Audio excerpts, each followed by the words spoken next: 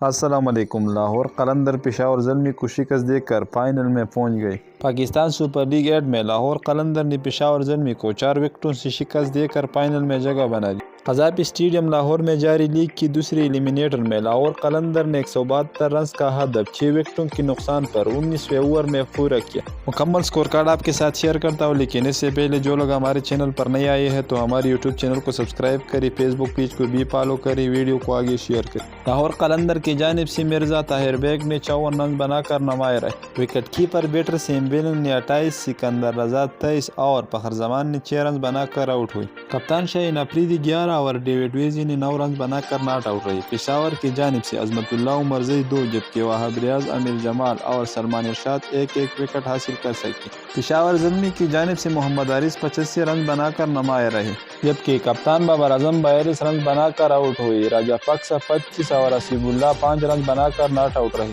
لاہور قلندر کی جانب سے راشد خان اور زمان خان نے 2-2 وکٹیں، جبکہ شاہین شاہ افریدی نے 1 وکٹ حاصل کی۔ یوں لاہور قلندر نے پشاور زلمی کو 4 وکٹ سے شکست دے کر فائنل کے لیے کوالیفائی۔ فائنل میں لاہور قلندر اور ملتان سلطان ایک دوسرے کے آمنے سامنے ہوگی۔